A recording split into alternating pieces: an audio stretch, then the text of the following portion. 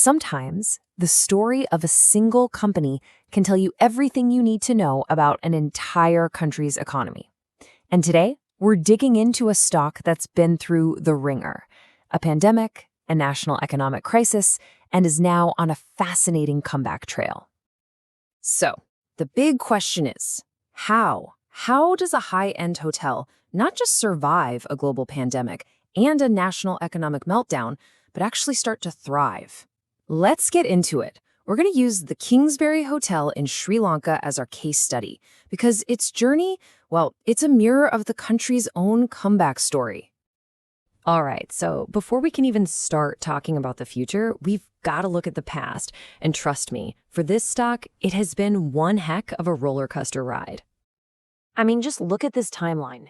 You can literally see the drama unfold. We're talking rock bottom in 2020 and 2021. Then, bam, a massive macroeconomic shock hits in 2022. It looked bleak. But then, you see that pivot? Things started to turn around in 2023, we got real stabilization in 2024, and now it's trading in a solid upward trend. What a comeback. So the million-dollar question is, what fueled this thing? How did it pull out of that nosedive? Well, it wasn't just one magic bullet. It was actually a potent mix of a few key drivers coming together at just the right time. Okay, first step, and this one's the biggie, tourism. I mean, it's pretty obvious, right? For a hotel, if people aren't traveling, you're in deep trouble. And when they come back, everything changes.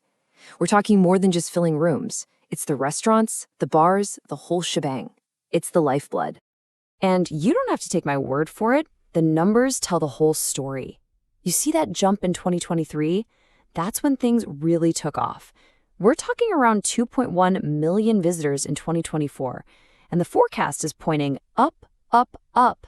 For a place like the Kingsbury, that's music to their ears. More guests, higher room rates, that flows directly to the bottom line. And naturally, all those tourists spending money leads us straight to our second key driver, a huge recovery in earnings.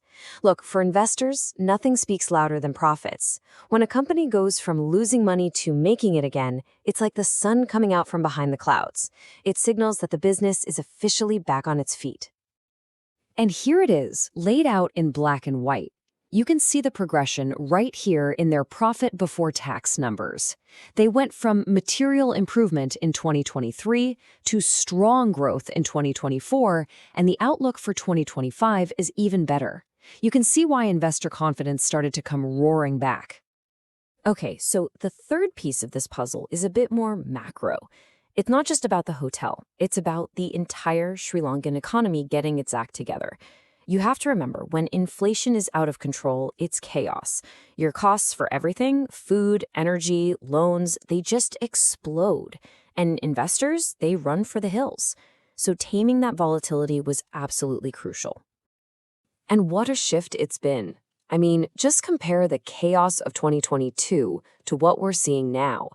Back then, the rupee was tanking, inflation was through the roof. Now, the currency has stabilized, inflation is down, and policy rates are lower. For a business, this is a game changer. It means you can actually plan for the future, and investors feel safe enough to come back to the table. And on top of those three big drivers, you've got a bunch of other positive tailwinds, kind of like the cherries on top.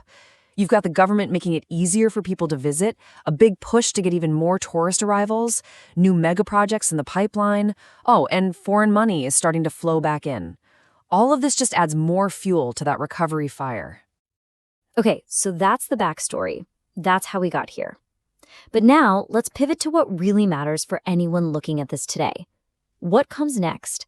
What are the key things we need to keep our eyes on? Think of this as your investor's dashboard. You've got your core metrics, tourist arrivals, of course, the average daily rate, or ADR, and occupancy. But you also have to watch the bigger picture, things like the stability of the rupee, inflation, energy costs, and yeah, the political situation. All of these will determine the stock's path from here.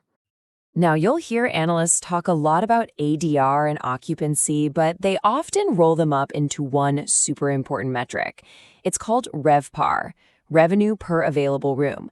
It sounds technical, but the idea is simple. It's not just about how many rooms you fill, it's about how much you make from every single room you have, full or not. A rising RevPAR is basically the ultimate sign of a healthy, profitable hotel. So, when you take all those checklist items we just talked about, depending on how they play out, you can really see 3 different paths this stock could take. Let's break them down: the base, the bull, and the bear case. All right, path number 1 is the base case. This is what most analysts think is the most probable scenario. It's basically steady as she goes. Tourism growth continues, the economy stays stable, nothing too crazy. In this world, the stock doesn't shoot to the moon, but you see solid, modest gains. It just keeps chugging along in the right direction. Then you have path number 2, the bull case. This is the dream scenario, right? Everything that can go right does. Tourism doesn't just meet expectations, it shatters them. New mega projects create a massive wave of new demand. Costs stay low.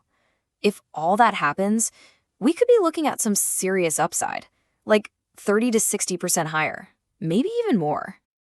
And of course, you have to consider path number 3, the bear case. This is what happens if things go wrong. What if there's another economic shock, or tourism suddenly dries up, or maybe energy costs just go through the roof? Any of those things could put a major squeeze on it. We're talking a potential downside of 30% or more. Putting them side by side like this really clarifies things, doesn't it?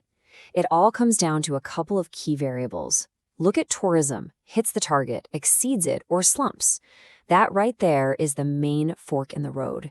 You combine that with what happens to costs and margins, and that's how you get 3 completely different outcomes for the stock.